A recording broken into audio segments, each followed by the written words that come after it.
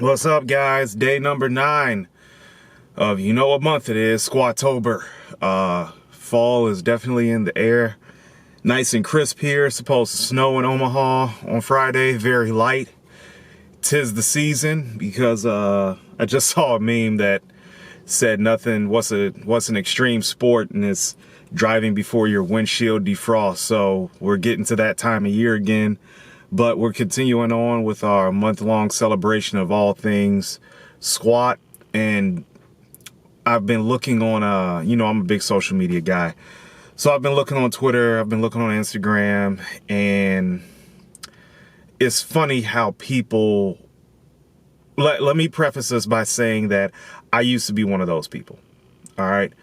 What's the point of squatting every day? What's the point of doing deadlift variations every day? All that's poor programming, all that's this, that's that. Look, man, I'm gonna just tell you like this. Don't be one of those people, okay? Reason being is that you never know what type of struggle a person is going through, and something like this can help bring them out of that struggle, and in that, it becomes a gateway to something even greater in strength conditioning, in bodybuilding, in powerlifting. So, like, I'm all for intelligent programming. And not saying Squatober isn't. It's unique, but I'm not going to say it's unintelligent. I'm all for that type of programming. I'm all for that scientific type of shit. But sometimes to break yourself out of a funk, or, people need that breakthrough. They just need something where they go in, don't think, just work, and something that can be relatable and done anywhere.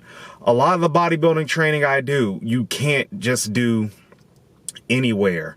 I mean, you can, but you're going to need some additional things. Like, everyone knows I'm a big mountain dog guy, but mountain dog ain't for everybody. I mean, it's not. It really isn't. Hell, I'll even admit, sometimes shit gets dry and I gotta spice it up a little bit. But don't bash some of these things like Squatober and December. If anything, understand that a lot of people are coming from a bad place when they do things like this, and they just want to try to get their life together. And the first thing they see is that exercise or something like that. A squat, everybody can do it. Whether you're big, whether you're small, everyone can do a squat of some kind. So don't be that guy. Don't be that guy. But without further ado, you've heard me ramble for about 3 minutes now. So we're going to go ahead to Iron Heaven over on Stonegate Circle, and we're going to get it in. To say that yesterday was a little bit difficult as far as warming up goes would be an understatement. It was very, very tough to get under the bar Monday, or what was it, Tuesday? One of the days. I don't even remember. I think it was Tuesday. But with that being said, once I got moving, it was okay. You never see me warm up with 25s on the bar. That's how tough yesterday was. But we're just going to jump right into the work sets. So this is sequence 1 of the superset that we were told to do by the Pen and Paper Strength app yesterday. Back squats for 3 sets. I think it was 50, 55, 60%, something like that. Superset with bent over rows, but to save my lower back, I chose to go with chest supported rows. So what I did is I just went with an overhand grip and worked with that for 3 sets. And as you can see there, I did 3 plates, kept it that same weight throughout the entire workout. There was no reason to go that heavy, since I was supersetting it with squats. And then on top of that, just doing 5 reps. So as you can see, 225. Like I said, once you get moving, after your warm up, stuff becomes much, much better. Now, as you guys can see, I have the bar high. I try my damnedest to stay in an upright, erect position for squats, but it just doesn't work. I'm probably tight somewhere, but I can't stay completely upright for squats. I don't know why. It is what it is.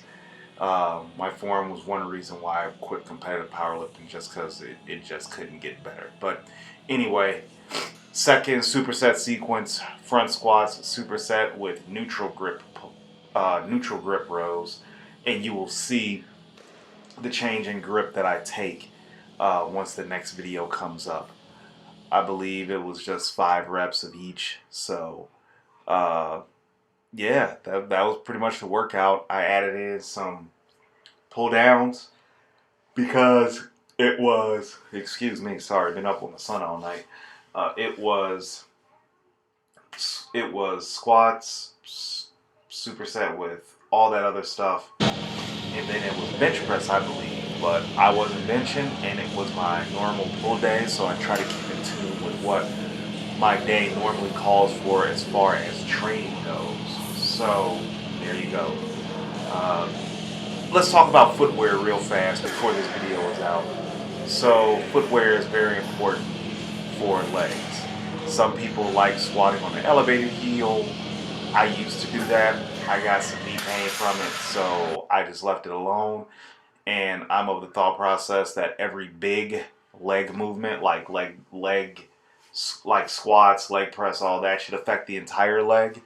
So I just merely play with foot placement, and I throw on a pair of wrestling shoes with a flat sole, recruit my hamstrings more, definitely get some adductors, definitely get some quadriceps. So tip for you, if you're going to train legs, just make sure you get a flat soled shoe. Hit that entire leg during your big exercises, and try not to focus on one part per se unless you really suck. Uh, but then even still, just try to mess around with your foot placement before you mess around with the footwear.